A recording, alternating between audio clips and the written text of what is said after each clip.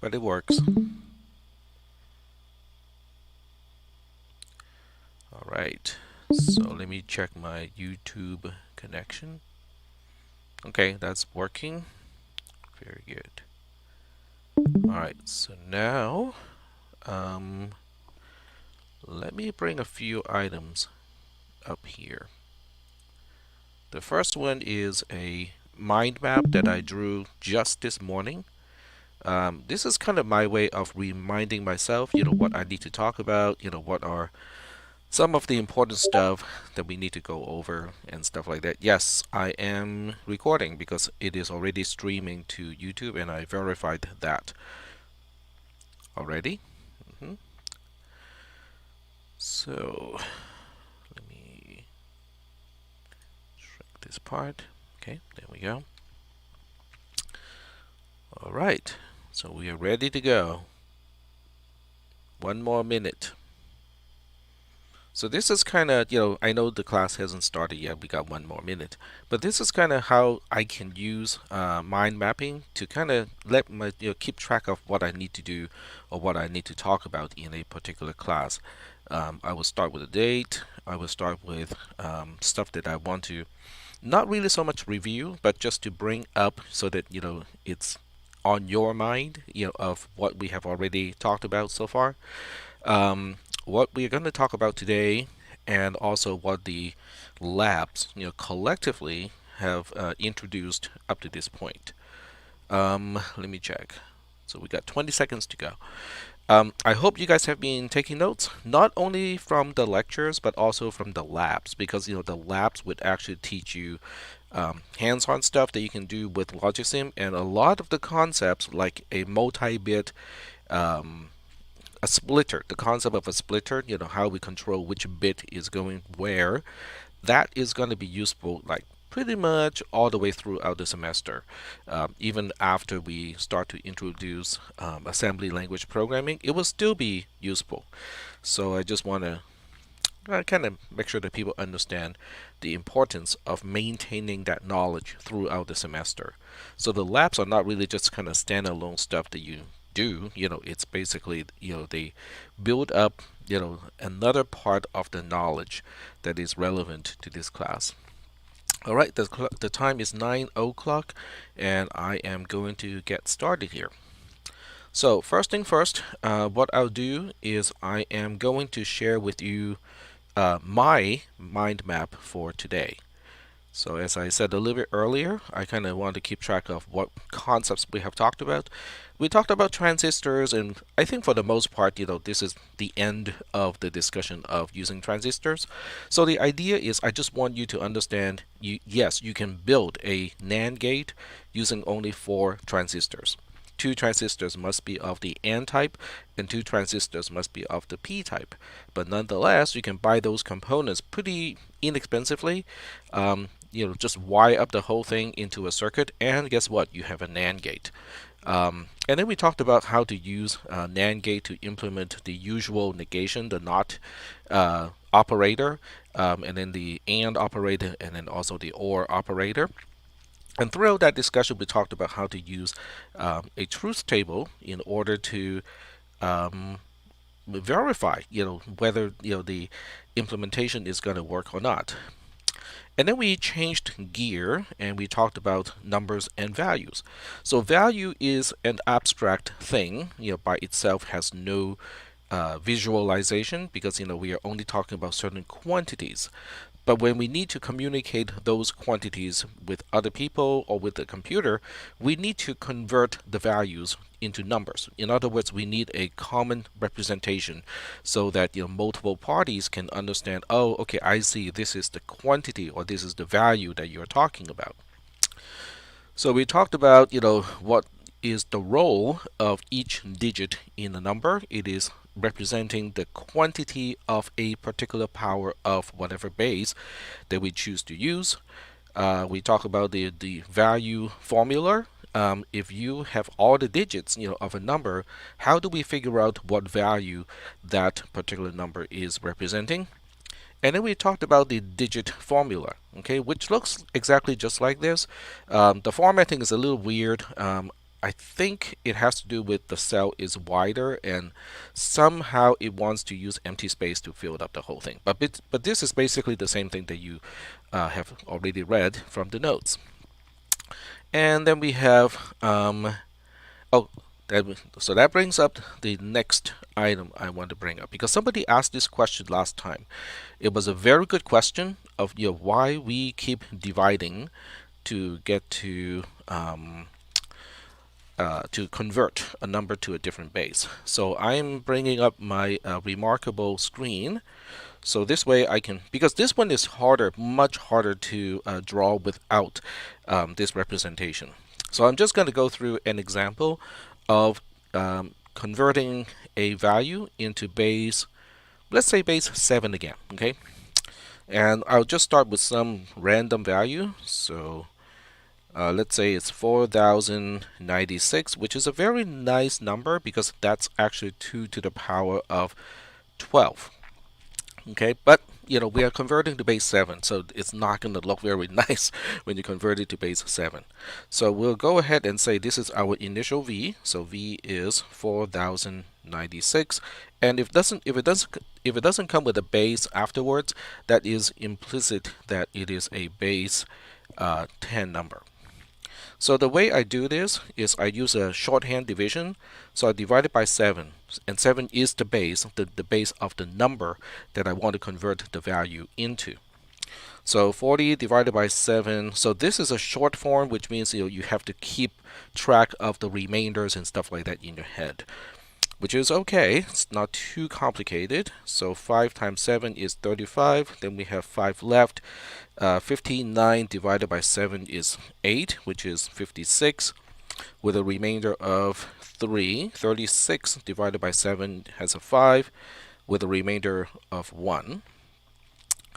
And then we divide this one by 7 again. 58 divided by 7 is 8. 8 times 7 is 56, so we have a remainder of 2. 25 divided by 7 is 3, which is 21, so we have a overall remainder of 4. And then we divide 83 by 7 again, which is a 1 here and then a 1 here, with a overall remainder of, let's see, what is 13 subtract 7. I believe that is 6. And 11 divided by 7 is 1, with a remainder of 4. There we go. All right. So now the question is, what is this doing? How does this relate to the equation that we are talking about? So if this is v, this is v divided by, guess what? 7, right? Well, I should be more clear. This is the floor of v divided by 7. What about this guy here? This guy here is v divided by 7 to the power of 2. And you can always name this one to be 7 to the power of 1, 7 to the power of 2. And this is v divided by 7 to the power of 3.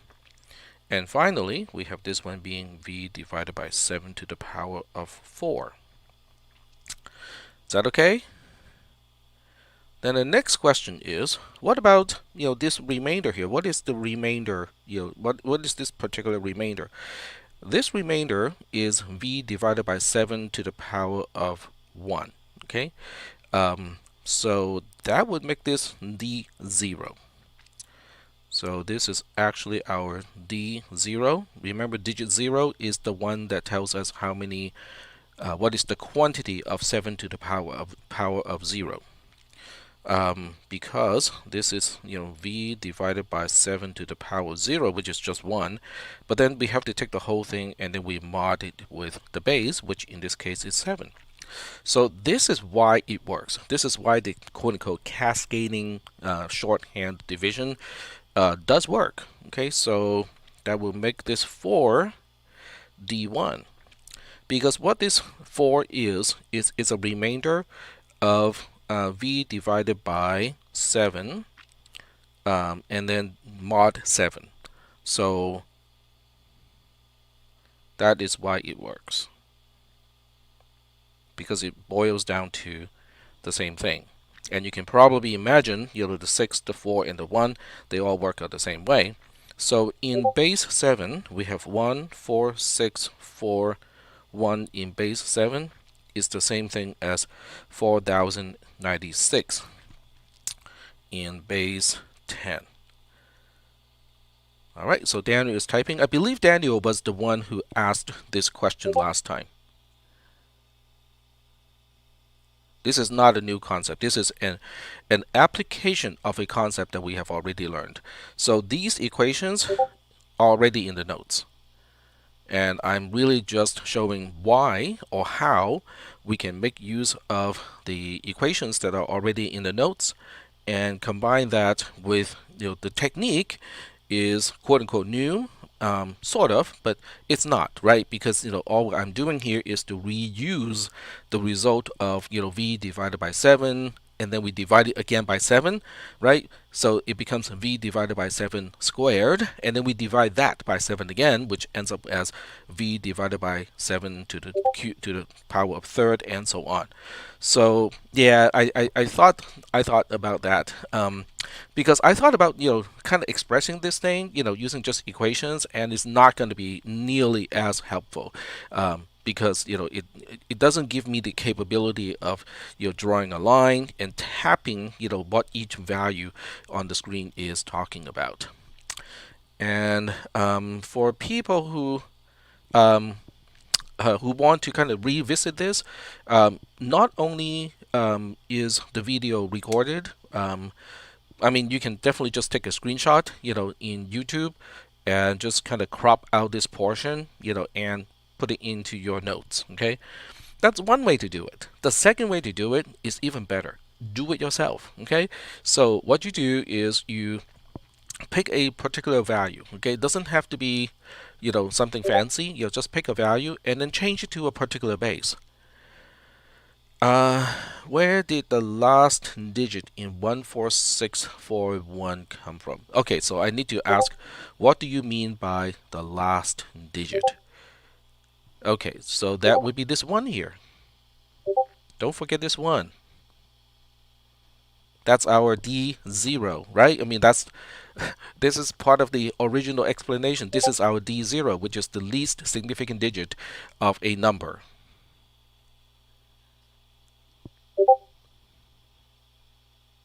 There's one last remainder.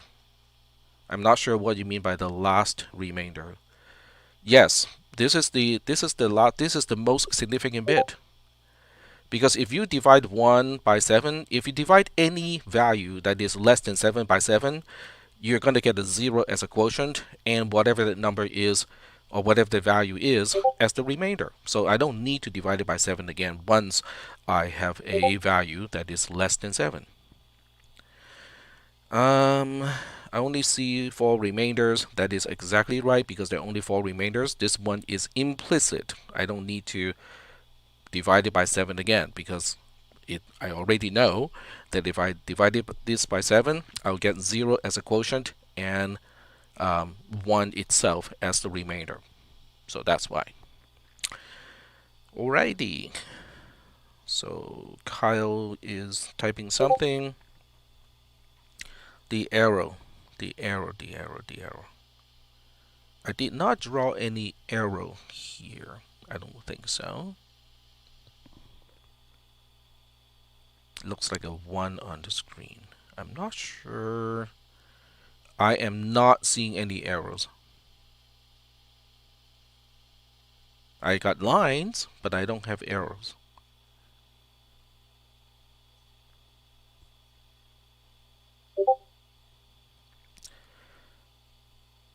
Yes, this 7 is an indicator of the base. That's a notation that we have already talked about in the base conversion module. It's a convention.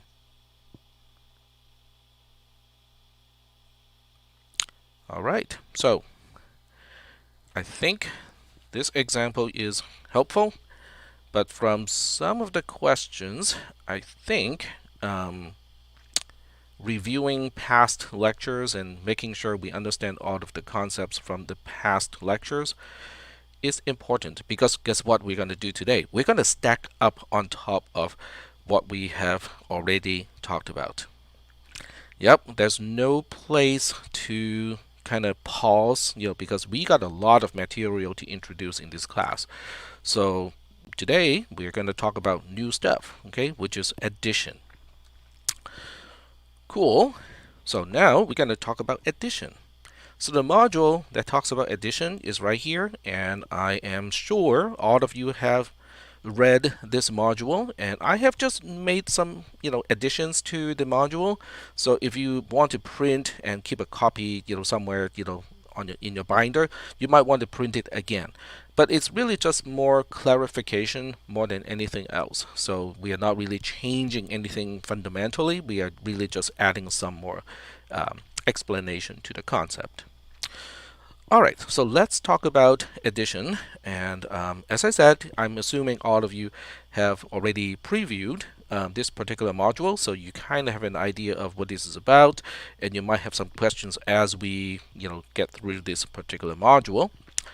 And obviously someone's going to say, but that's not a good assumption. I did not actually preview this particular module. Well, that is an individual choice, okay? But I have already emphasized the importance of previewing the modules, so I will stop with that. All right, so let's go ahead and talk about addition. Now, in base 10 addition, just kind of imagine that you are just starting off to learn how to perform base 10 addition, okay, in elementary school, okay? There's a lot of stuff to remember because you have to remember what is 7 plus 4. 7 plus 4 is, well, as you know, it's 11, which is great, okay? So you have to memorize all of this stuff first. And technically speaking, there are 100 items to remember because, there are 10 single digits, as rows, and then 10 single digits as columns. So now you have an addition table of 100 items.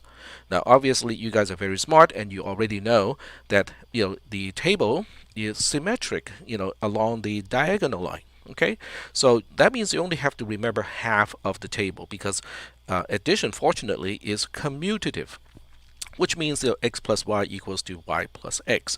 So that's why one half of the table is really just a mirror image of the other half. And then someone is going to remember, oh, but 0 is the identity of addition, and therefore anything 0 plus whatever is just whatever. Okay, well, you have just shaved one row from the remaining triangle, which started off as a square. But there are still plenty of items to memorize, right? Because you have to remember, oh, 6 plus 6 is 12, 6 plus 7 is 13, and so on. So it's still not a very trivial process. And then somewhere along the line, you also learn how to perform multi-digit addition. So in multi-digit addition, you don't want to look at 6 plus 6 as 12.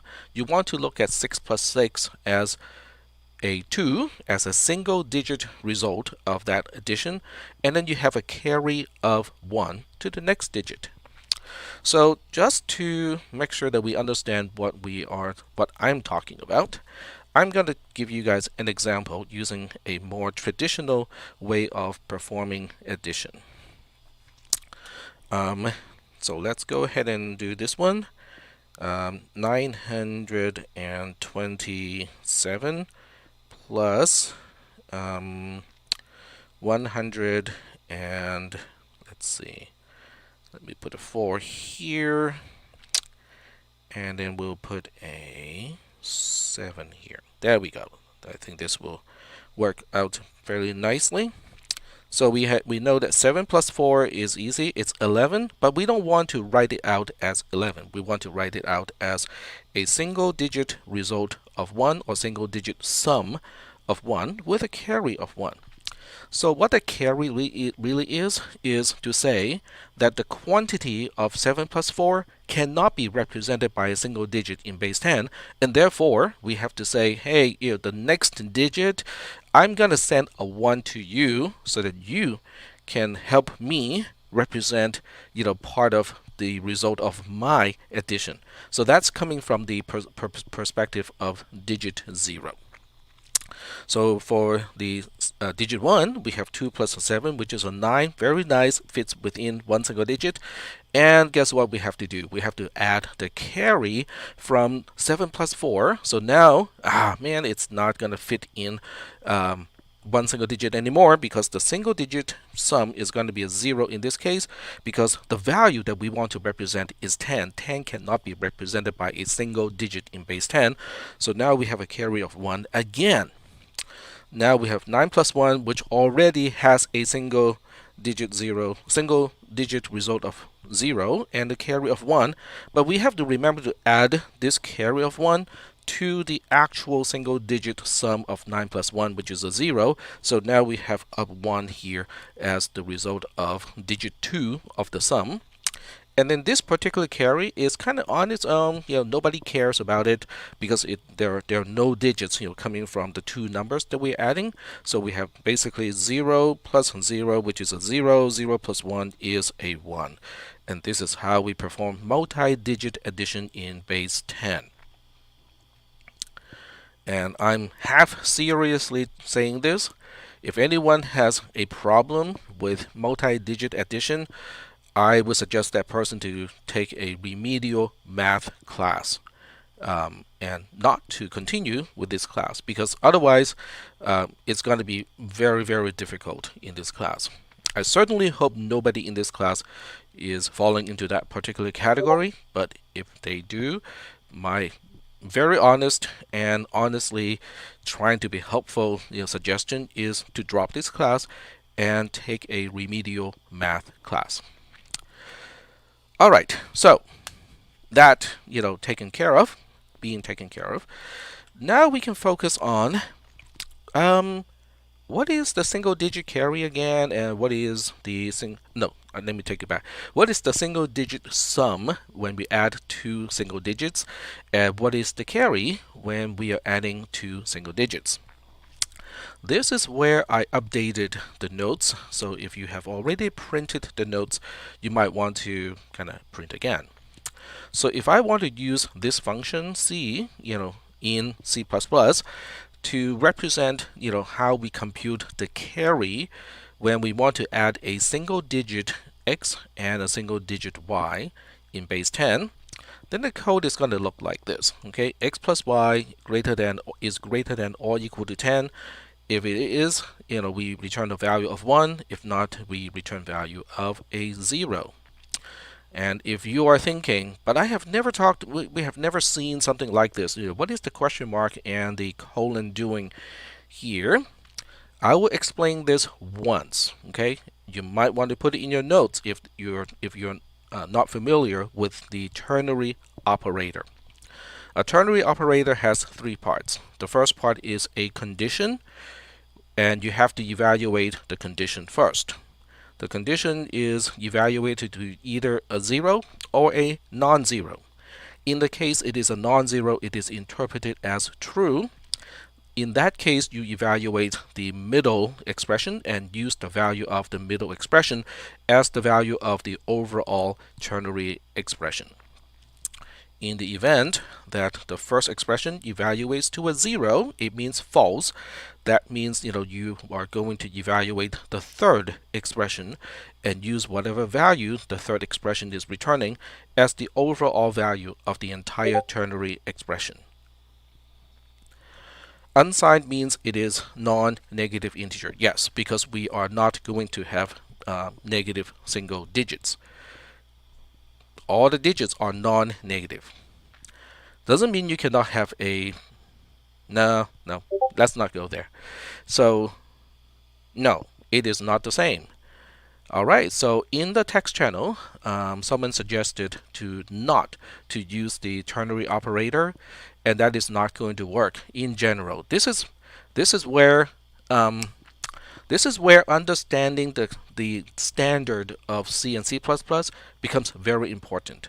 So I would challenge you guys to let me know what is how is true represented in C++.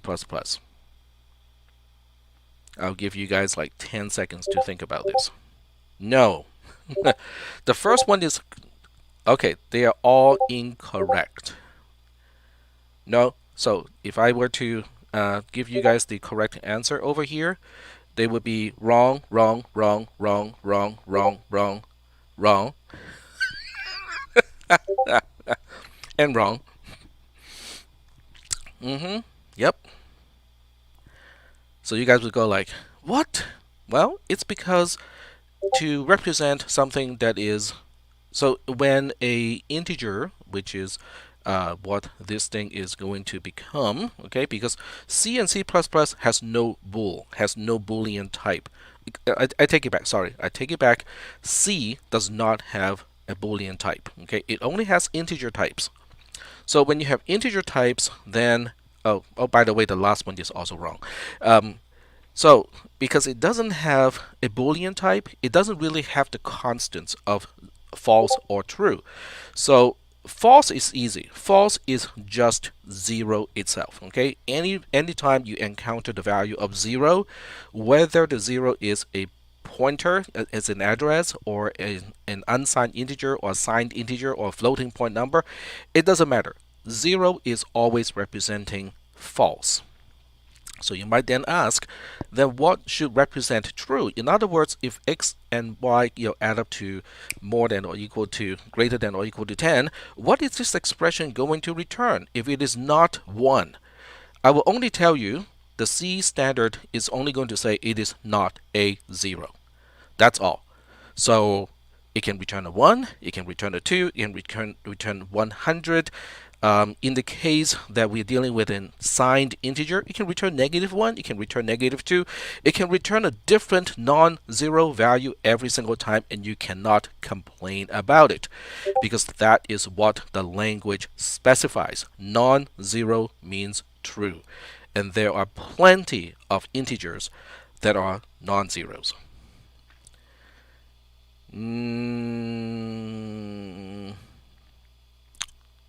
Nope.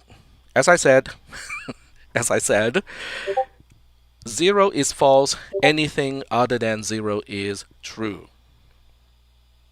That is true. Okay, so what Jonathan said is correct. Jonathan has the correct understanding. So given that is the standard of C, in order to make sure the carry value itself is going to be a 1 or a 0, because we are going to eventually use it for addition, so we really need it to be 1 or 0. We don't want it to be, oh, it's just some non-zero value. That is not going to cut it, right? It is exclusive to, no, it is for C and C++, but when we talk about C++, it does have a bool, B-O-O-L type for Boolean values, but C does not have a bool type. But anytime you want to use an integer value in the context of a Boolean, which is basically what this is, C++ reverts back to C, which is basically saying, okay, if I see a 0, I will treat it as a false. If I see anything other than a 0, I will treat it as a true. So that part does not change even when you are using C++. Now, something like this, if you try to put an integer in a place where a Boolean type is expected, that will not happen in Java because the Java compiler is actually more strict compared to the C++ compiler. So in Java, this is actually a type mistake. Not this one is fine, but if you just put an integer value in a place where a Boolean is expected, Java will complain about it, but C++ will not complain about it. I'm not sure about C# because, but assuming C# is based more on C++ than Java, I would suspect that C# would also take an integer value in a place where a Boolean is expected and not to complain about it. You cannot cast in this case because C itself there's no type to cast it to. There's just no Boolean type in C. So casting is not going to help. In other languages, yes, you can cast it, but casting typically is just comparing the value to 0. And make sure it's not 0. So anything other than 0 is how you cast, a numerical value into a boolean. You're just, saying not equal to 0. All right. Oh yeah, we are going to implement this. This is easy peasy when we implement it. And in assembly language, there's also no Boolean type. In fact, there's no type whatsoever when we program in assembly language. So that's the beauty of the whole thing. It's like to the hardware, okay, to the transistors, they don't really care. Okay, there's no such thing as a type. There's no int, there's no unsigned int, there's no signed int, there are no bools, there are no doubles. It's just a bunch of zeros and ones. All right, so I'm glad somebody asked that question because without that question, I would have just assumed that people already understood that 0 is false. Anything other than 0 is true in C and C++. Nope, row has not been taken yet. That question by itself indicates, certain people have not been here the entire time, because otherwise that question would not have been necessary. Not that I'm being critical, I'm just deducing from the questions that are being asked. Alright, so next one is the single digit sum by adding two single digits in base 10. That would just be, x plus y and then a mod 10.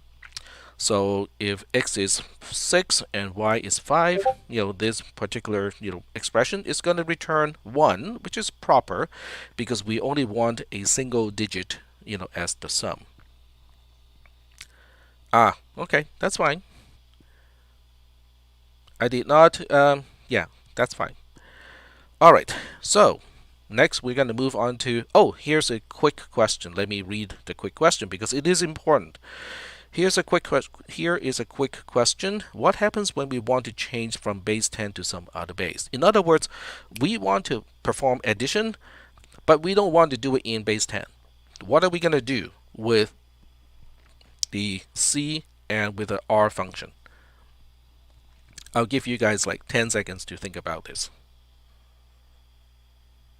I think 10 seconds is like 10 times the amount of time that you need to come up with an answer. It'll take you more time to type it on Discord than to think about the answer. Okay, we got a bunch of people typing. All right. Nope, not loop. Okay, what do you think this literal constant here, 10, is doing? Exactly, just change 10 to whatever base you want to use. I mean, why else are we using a 10 here and a 10 here? Because in base 10, okay, these two functions are specific to base 10, and therefore we have a 10 here. We have to compare against the base of the number that we want to use. Yes, Daniel, I mentioned earlier that I just extended the notes this morning, so this part is added just this morning. So if you had to print it again, go ahead. It's already kind of discussed, somewhere, in the notes, I think, just not as clearly as it is defined here as C subroutines. Okay, so I got some private messages coming in.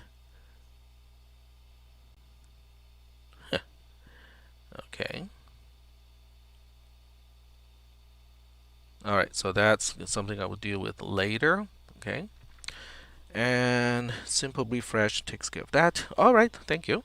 Yeah, sure. So when you're refreshing, I found that sometimes instead of just using Control R, I have to use Control Shift R in order to update, the content in the browser that's being displayed already.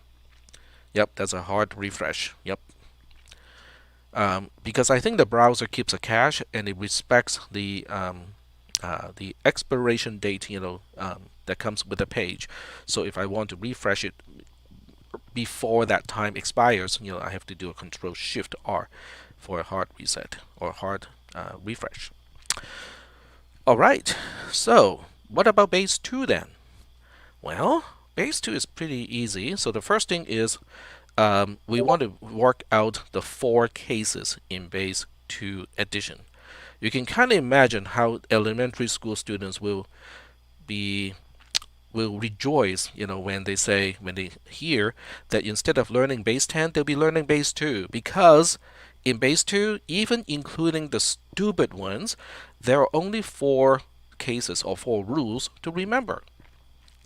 Because each base 2 digit can only be a 0 or 1, and since we're making a table of rows and columns, and there are 2 rows and there are 2 columns, so there are only 4 rules to remember. Okay, so we'll kind of go through the 4 rules, quickly.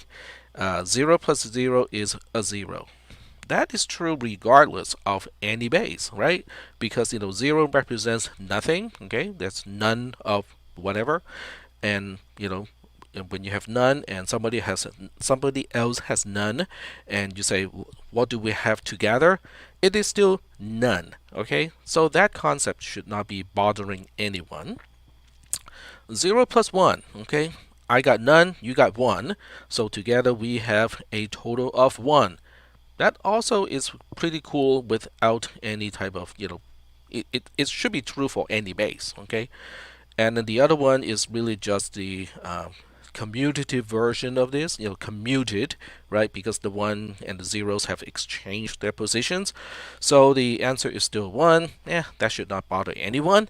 So the last one is the only one that goes like, ugh, that looks a little bit awkward, because 1 plus 1 is 1, 0. But that's because the quantity of 2 can only be represented by 1, 0 in base 2.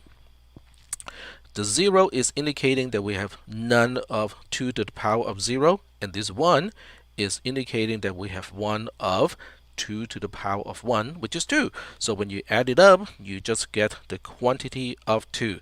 So this is where, this particular module is already referring back to things from base conversion, and that's why it is super important to make sure that we are clear with all the previous concepts before we move on to new concepts, because everything stack in this class.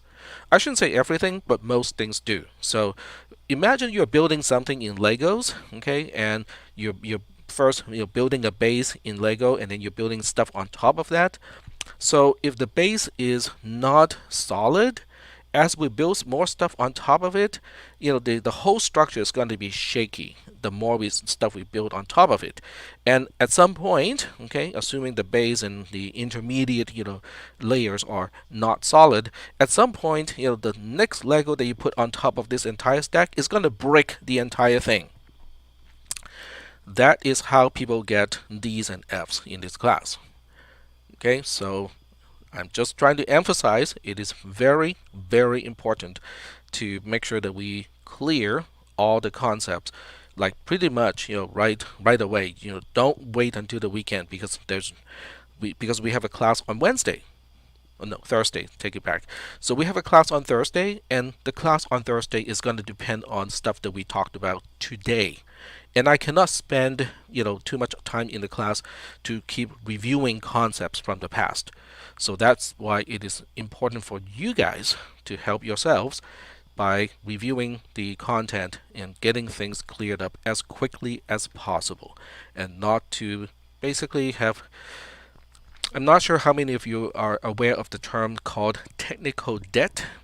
So we don't want to accumulate what is equivalent to technical debt.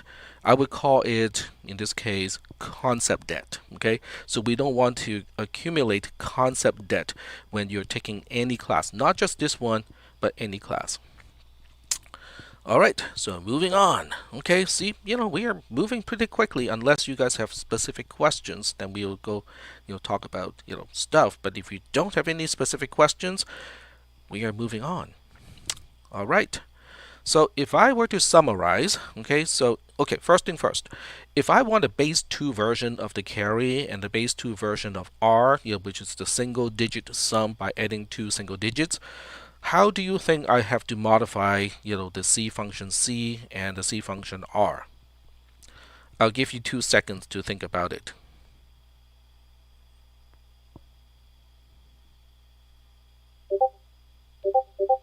Exactly. You guys are right. Okay, very good. Okay, I'm glad that you guys are getting the idea, because this is really crucial, because we already understand how it works. Okay, it seems to make sense. Okay, because we know base 10, and we know that in base 10 these two functions make sense. So by converting to these functions to work with base 2, all we have to do is to change this 10 and also this 10 to a 2. Then the logic of the function still works, except it is now working in base 2. So based on that concept, okay, based on changing these two functions from base 10 to base 2, then we can generate this particular table. We got some questions in the text channel. We can add another parameter called base. Yes, we can. We can certainly do that, but it's in general, we just want to refer to R and C without base itself as an extra parameter, just because it looks just kind of easier this way. So to answer to address the fact that these functions are new today, but that's okay, because the actual math equation are already here. So this is the math equation for C, this is the math equation for R. They're already here. So that means the C code that you see earlier is nothing more than just a C notation, using C syntax as a function, as opposed to this is more like a mathematical definition. But they really mean exactly the same thing. All right, so we look at the table. Okay, x and y are the independent variables, which means they can assume any value between 0 and 1. And then we want to plug in those particular x and y into the function that we talked about earlier, but in base 2, and see what we get for r of xy and c of xy. So remember, r is the single digit sum from adding x and y, and then c of xy is the carry of adding x and y. So we got these specific value, and it should not be very surprising, because it's really just by plugging in the values of x and y into the function that we have already talked about.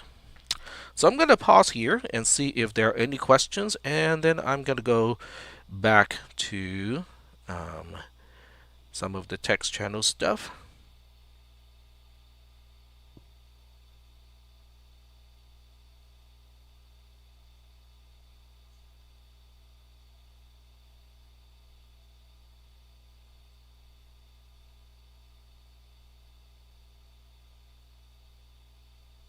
Okay. All right.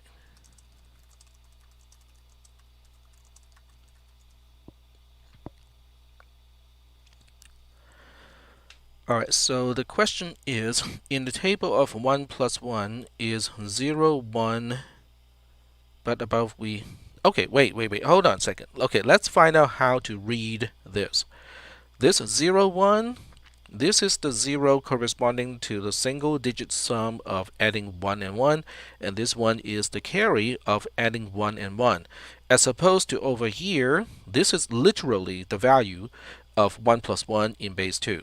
So the 0 and 1 exchanging position is perfectly fine, because this is the actual sum, not single digit sum, and each column here is representing what is the R value and what is the C value after we add 1 and 1, and that's why they're different. So I think yeah, so this is about how to read the table.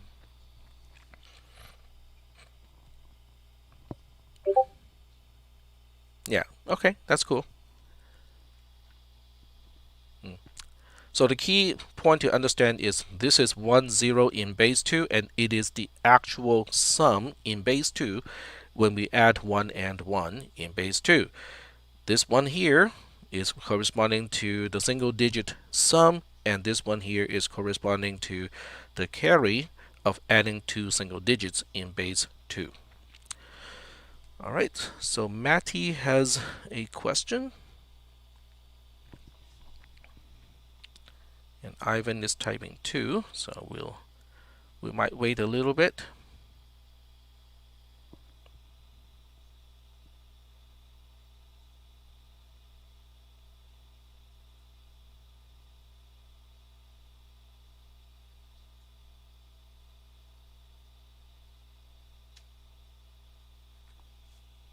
All right, so Matty types if it is equal to 2, then it goes to the carry, whereas with base 10, it is greater than or equal to 10.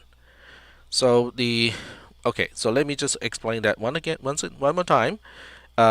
This is just a result of plugging in 1 and 1 into xy and applying this expression here.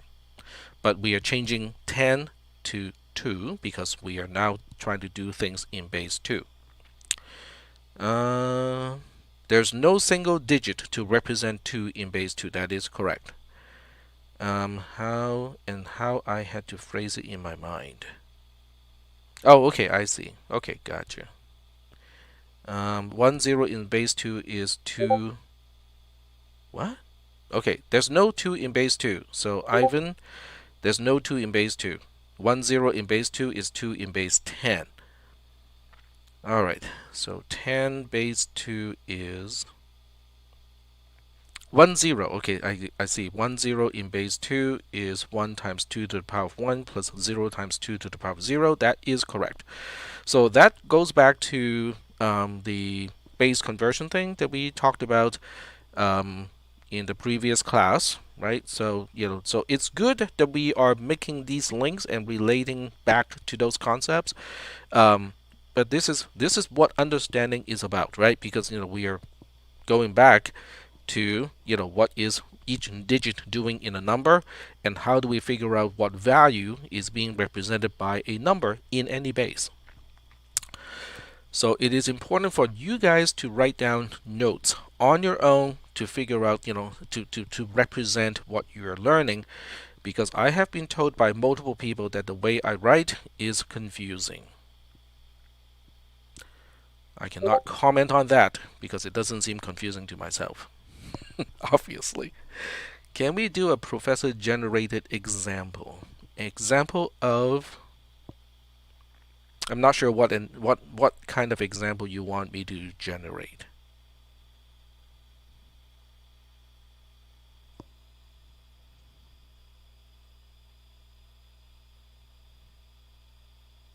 There's no example to generate at this point because I'm explaining the function of R and C. Oh, okay. Well, you can do it in base 7, right? Because if you do it in base 7, you just change this to 7 and you change this to 7, and then you can set up a double loop so that x goes from 0 to 6, y goes from 0 to 6, and then you can figure out all of the values of C and all of the values of R, and you should end up with 49 entries in that case because 7 squared is 49. Yep, there we go. So I would suggest you guys to actually copy and paste, these two functions into a C program. Change the base to whatever base you want to work with. I would suggest something simpler first. Okay, base 2, base 3, possibly base 4. And then have the values of x and y to go from 0 to 1 less than the base that you have chosen to use, and then have the whole program just to print out what is the carry values of a particular combination of x and y, and what is the single digit result of adding x and y in that particular base. So I would suggest you to kind of write a program to do it. It's a double loop thing, and shouldn't take too much time.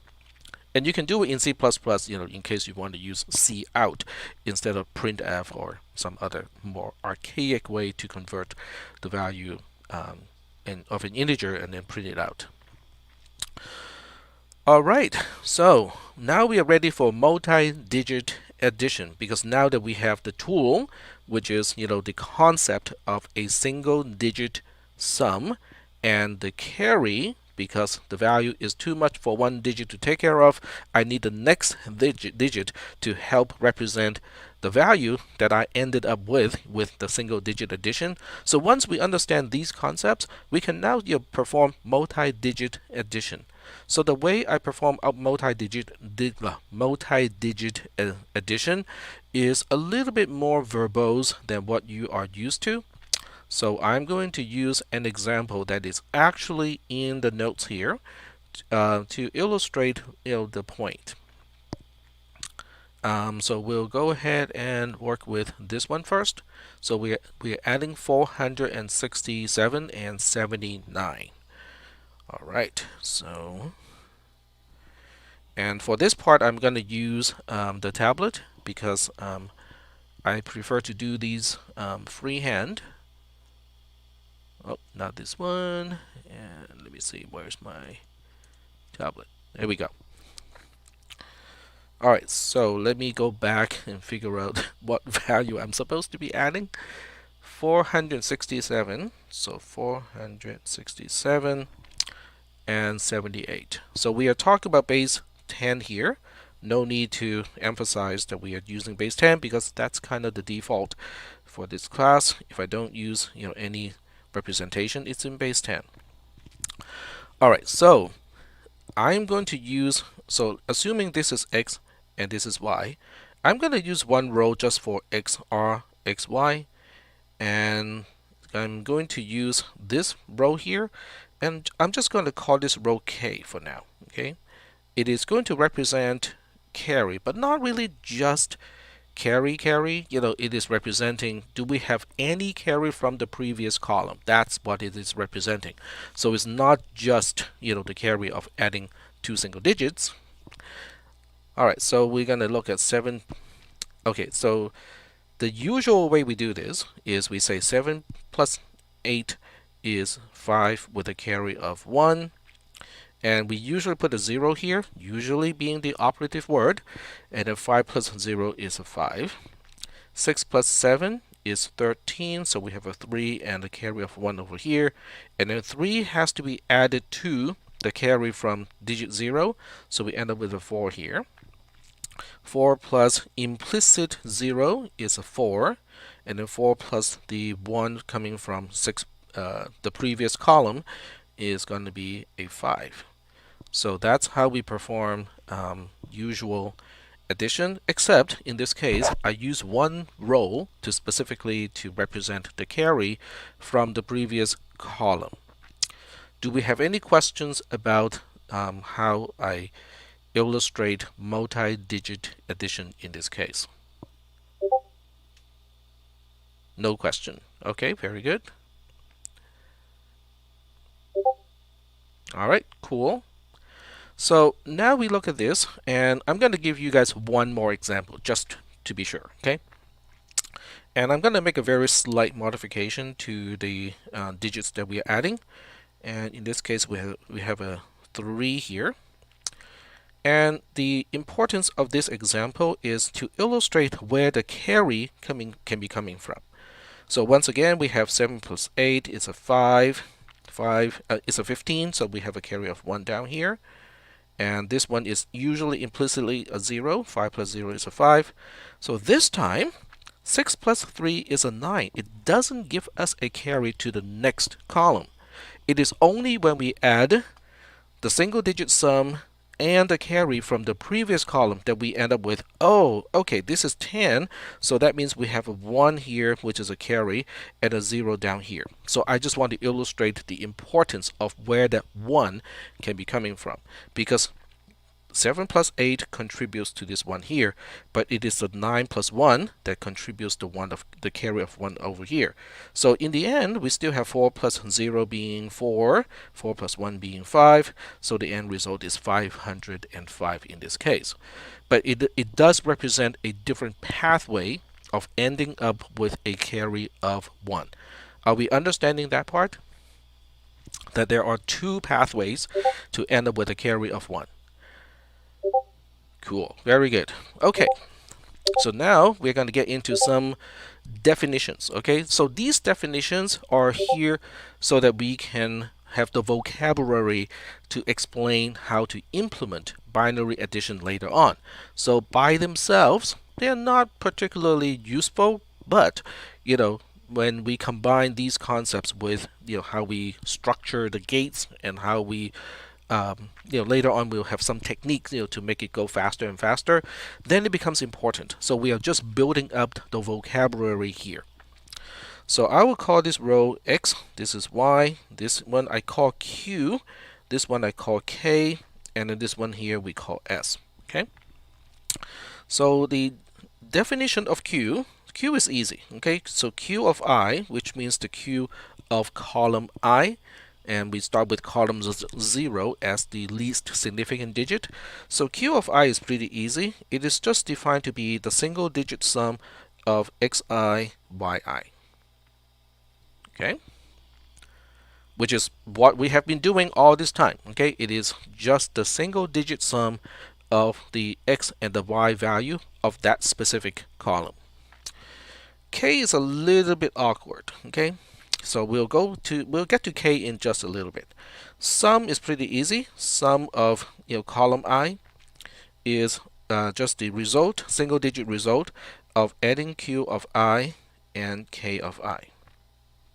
Okay, and do we have any questions about this part other than, but what about K? We'll deal with K in just a little bit. What about, I just want to confirm that, the definition of Q of I and S of I are okay. It's consistent with what we have illustrated using these examples. Are we good over there? Okay.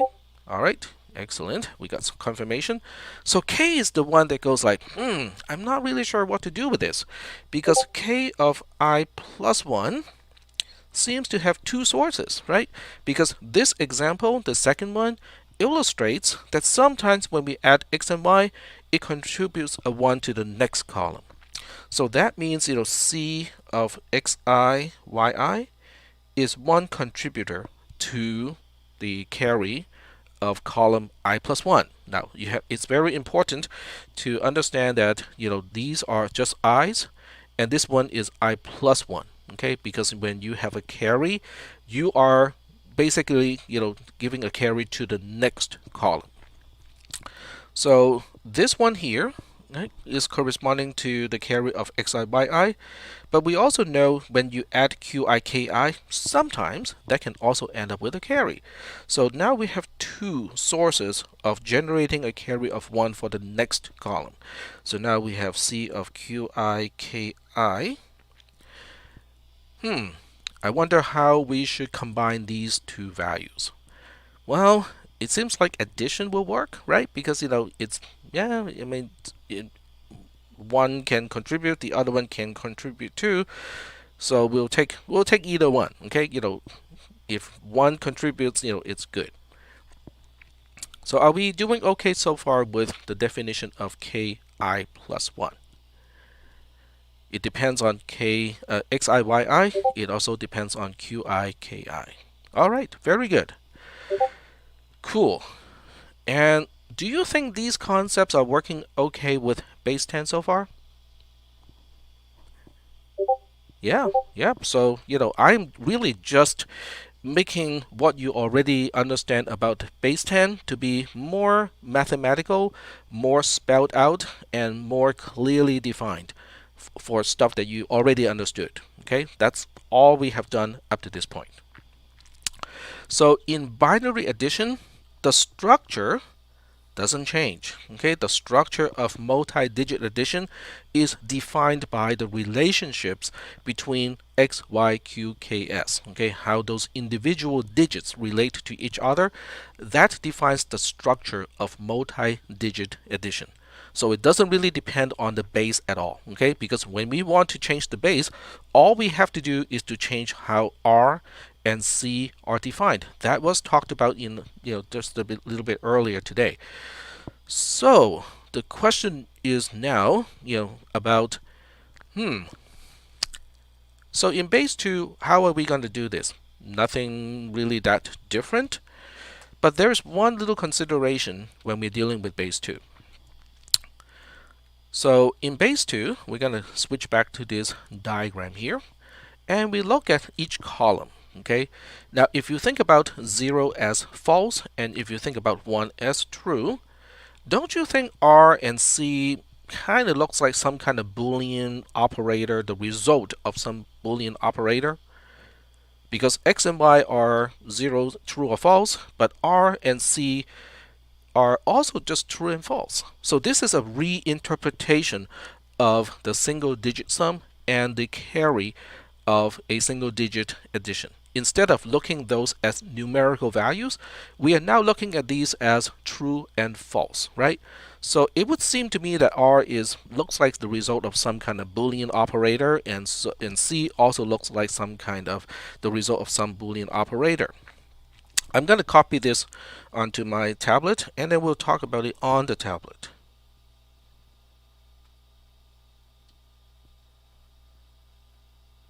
All right, so there we go.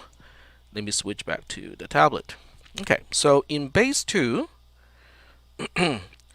false, false. This is false. This is also false. False, true. This is true. This is false. True, false. This is true. This is still false. And then we have true, true. This one is false, and this one is true over here. So what we'll do is we're going to work with the easy one first, which is carry. Okay, so if you focus on just carry, and I'm going to do some trick over here.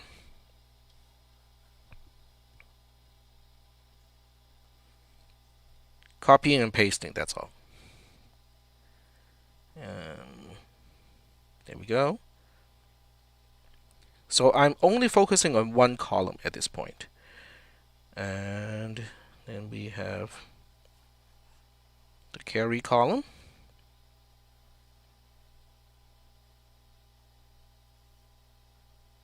Okay. So now our focus is really just that. Okay, we're only focusing on the carry function here. Do you think this resembles the truth table of something that you are quite familiar with? I like that response. Jonathan basically responded when I was still when I'm still halfway through the sentence. That is good. Okay, that means you guys are thinking. You're not only along with my talking, you're actually finishing my sentence before I am finishing the sentence. All right, very good. Okay, so this is look ahead, and for those of you who like to put your own computer together, this is what DDR2 does. It is a prefetch kind of thing. Oh, you're executing this location. I bet you want the next bunch of locations too. Let me grab all of those things for you. I like Matt's answer. It is hard to ignore Matt's answer in the text channel. Very good. All right, and usually people put a question mark after that because they just say and. All right, so that is really cool because this means in base 2. So once again, I have to emphasize in base 2. Okay, very important because it doesn't work in other bases. But in base 2, C of xy is really just x and y, logical and. Now, at this point, I'm going to introduce a shorthand. Okay, so I'm just going to use the shorthand of x times y. Okay, so I would borrow the multiplication operator. When the context is binary, it would mean the same thing as conjunction. DDR2, which is double data rate. DDR2, DDR3, DDR4, I think it's up to what? DDR5 now, for certain graphics cards and computers. Yep, exactly.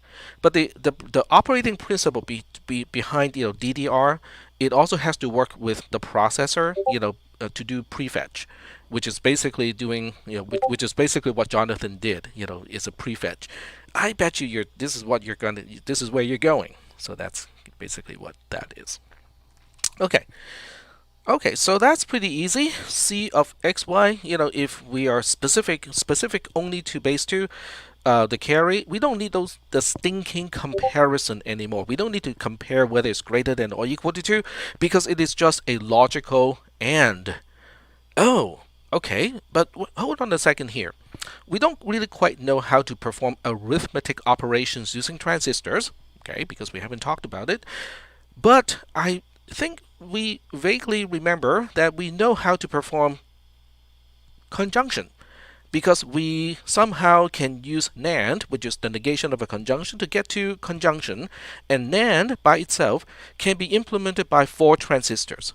So by extension, that means we now have a way to compute the carry of adding two single digits in base 2 using only transistors. That is pretty cool because this used to be an arithmetic operation.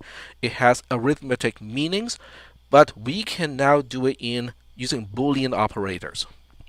That is pretty cool. So I am going to take row right now. And let me see, where's my screen here? All right, so taking row, I'll first give you the answer. All right.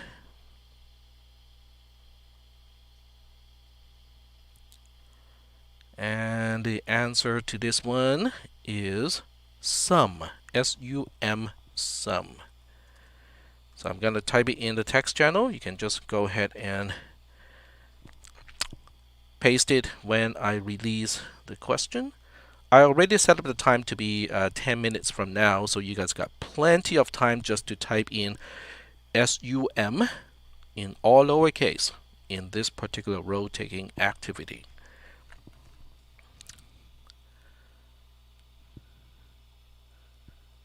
GDDR6 is a thing now. Okay.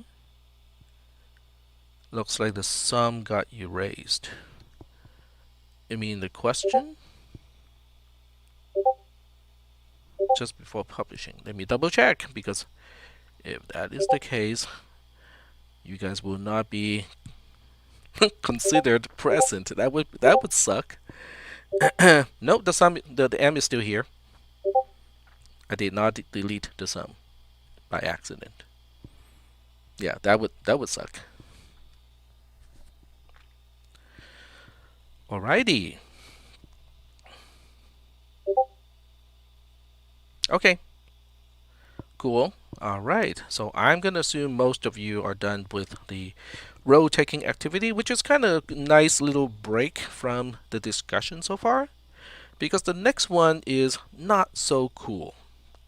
Because carry is cool because it is an operator that we are very familiar with, because it's an operator that you have learned and used in C++ programming, which is from CISP310. So now we want to change our focus to the RXY column. Okay, so we're going to start a new page to handle this one, because this one looks a little bit nasty. Okay, so we copy this, go to a new page, and then we paste it here. Alright. So now we look at this, we're staring at the RXY and go like, it looks like a little bit like the OR, except 1 or 1 is supposed to be a 1, and this one has a 0. So as it turns out, this one is called exclusive OR. Okay, so exclusive OR is one way to do it. So now we can say in base 2, and we emphasize this only works in base 2. Okay, R of xy can be seen as R exclusive OR, X exclusive OR with Y, and if you prefer to use the mathematical symbol, it is a circle surrounding a plus. That's exclusive OR. You guys go like, well, this is all nice and dandy that we can say this is the result of exclusive OR, but tech, we never use exclusive OR in C and C++. Okay, so what are we going to do if we only have negation, disjunction, and conjunction? What are we going to do? Well, if you have read the notes already, the answer is already there, right? So we'll say, well, we have a longer way to spell this out. We can just say this is the negation of x and y, this whole thing, logical OR, x and the negation of y.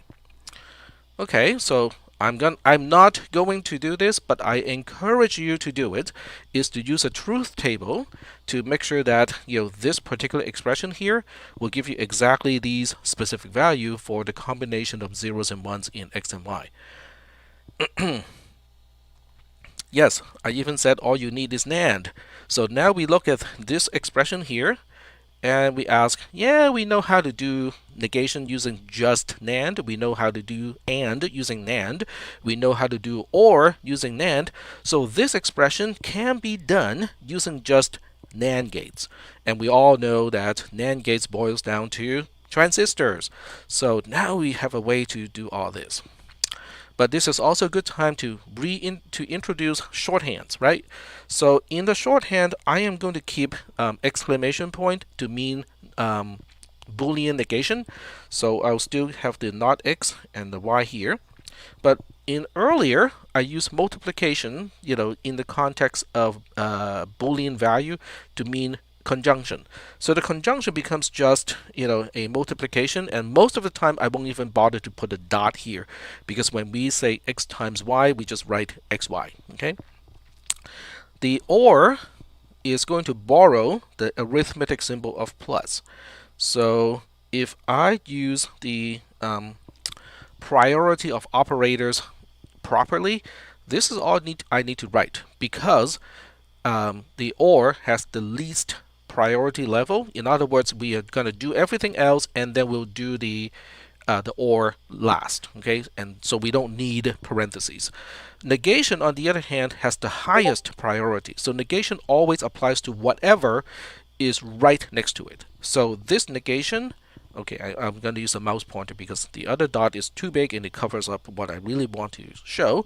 So this negation applies to only the x right after it, not the y. So in other words, if I really want to put in extra parentheses to be quote-unquote clear, it is going to this shorthand is used by a lot of engineers. So and because the requirement to use all the AND and all the OR operators, especially when we use the mathematical symbols, that takes a lot of typing. This one, much faster. I don't know whether it has a particular name or not. You can call it tax shorthand. You might realize that a lot of times, in my classes, I would have my own notations and my own stuff. Like in this class, I'm going to have my own processor. So sometimes there's just no specific name of these things. All right, so are we okay with how we translated the single digit sum into something that is just Boolean? Scroll up real fast. You mean the previous page?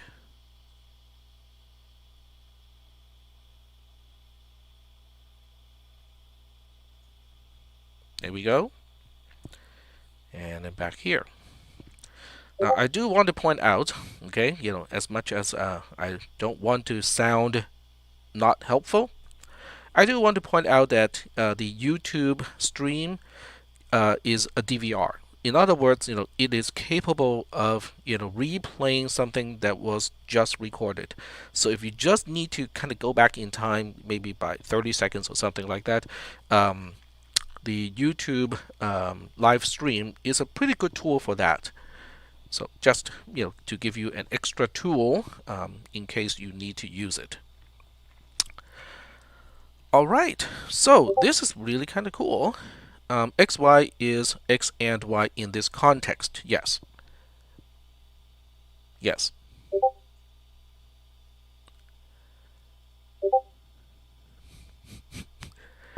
I don't have any monetization, so it doesn't really matter how many people are subscribing. I decided not to monetize my channel because that's not I don't think it's ethical for me to do that. Alrighty. So, let me take a look at the time. We got 8 more minutes to go. So let's go ahead and do some binary addition, just so that we can test it out. Okay, clout. The only clout I know is a laundry detergent.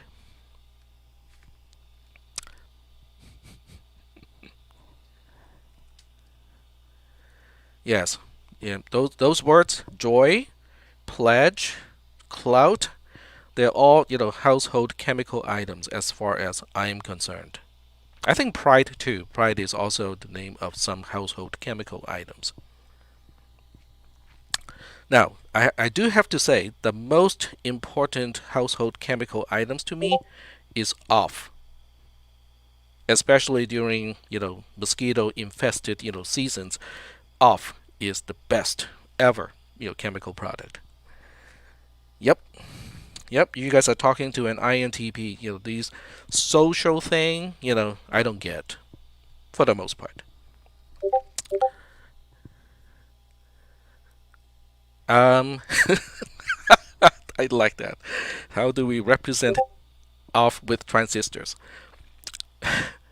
Now okay, so since you guys asked this, you started this, okay?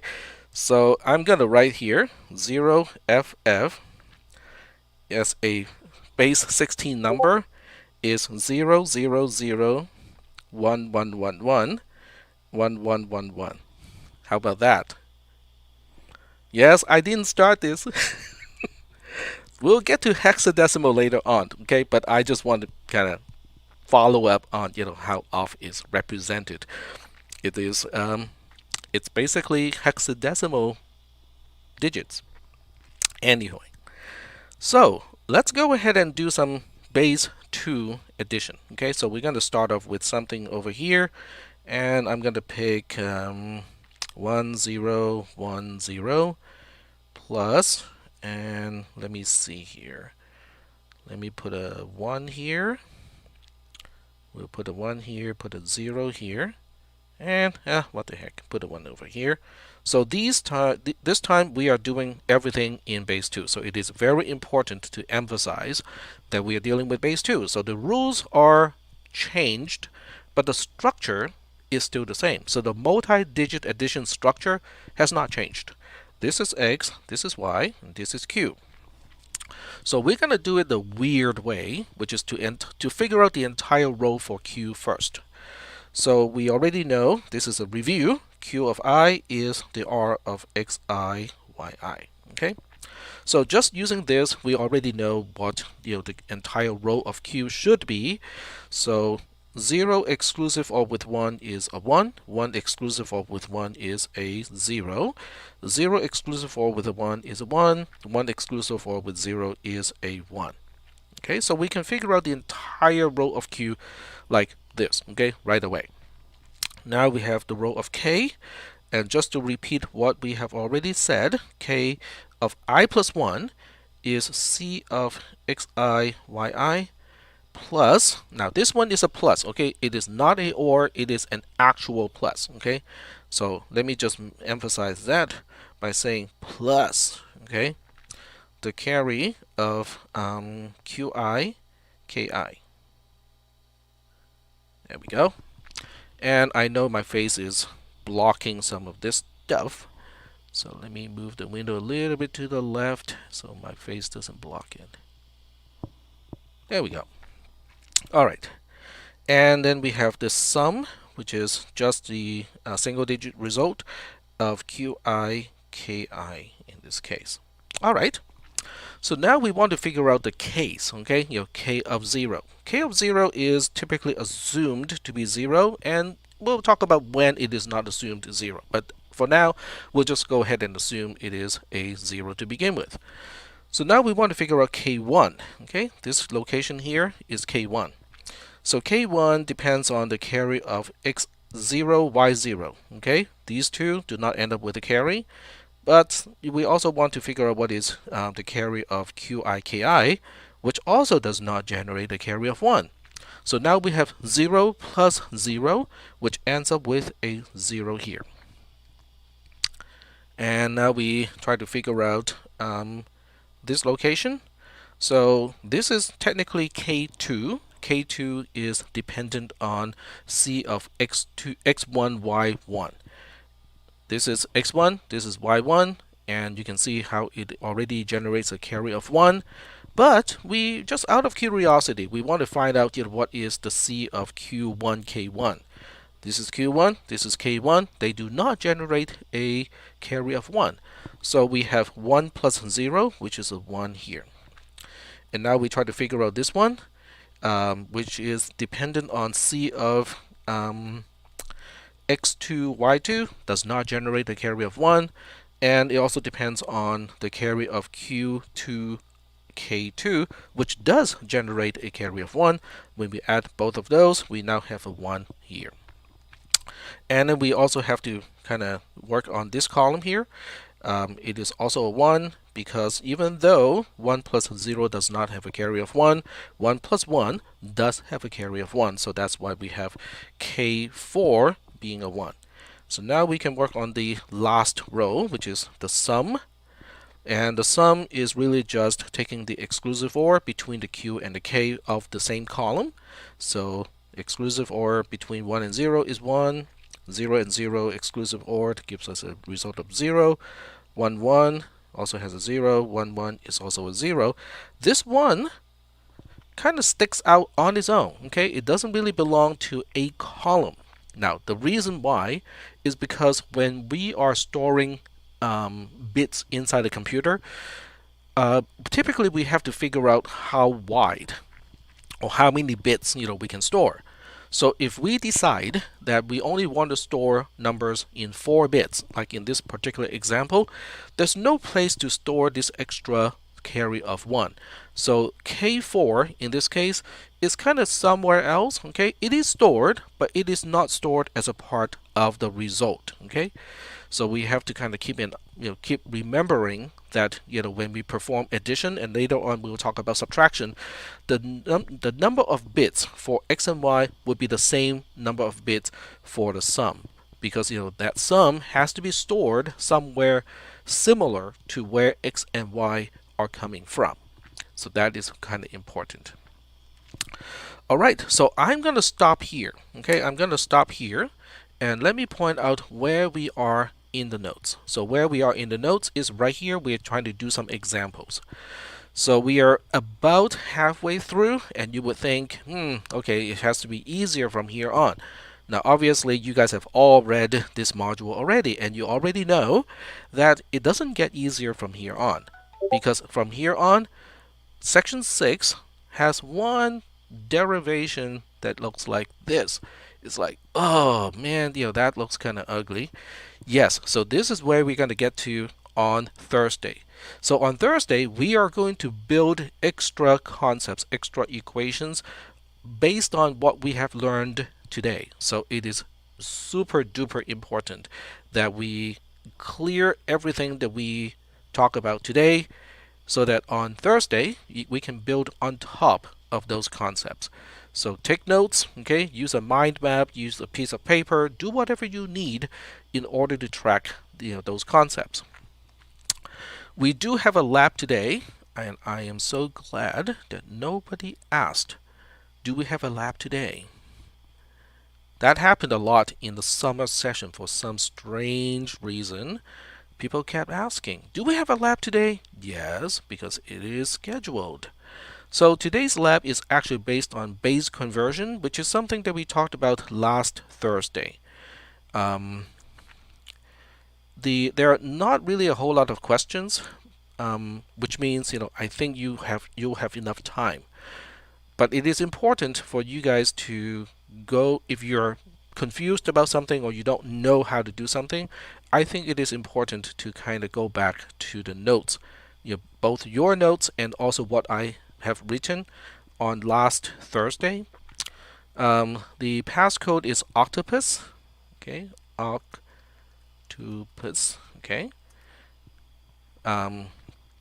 because of the discussion of base 7, who would use base 7? And my answer is octopi. Octopi are animals who would use base 7. And then people would point to me and go like, but octo means 8. Okay, Tech, don't you know octo means 8 and not hepta, that is 7. That is true. But what if the octopus wants to use one tentacle to hold on to a can of beer and only use the other 7 to do addition? Then it wants to use base 7. Gotta have that one tentacle to hold the beer.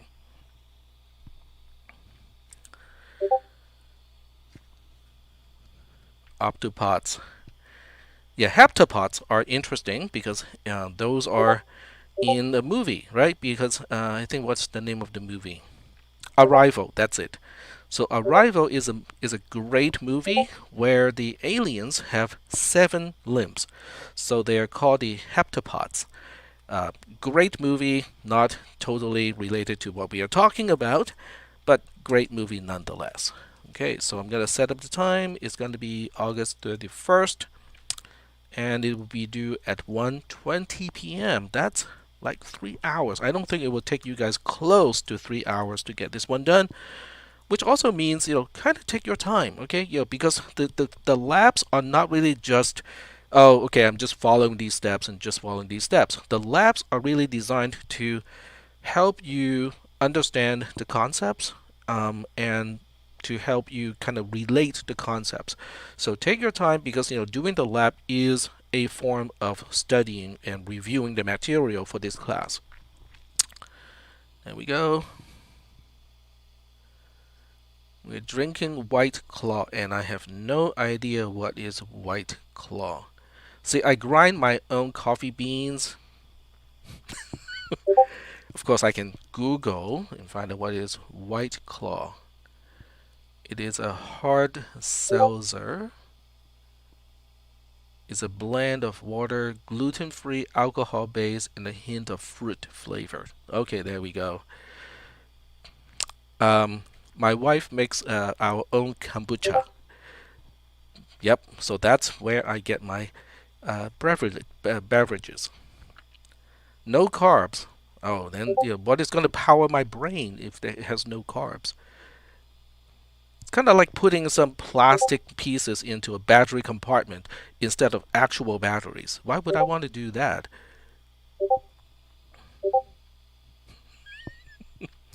Your brain actually needs fat. Okay, your brain is basically just one chunk of fat. Okay, so people who avoid all the fat in the diet, probably not very good for the brain.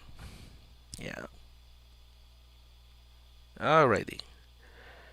So I guess we can move this conversation to the off-topic text channel.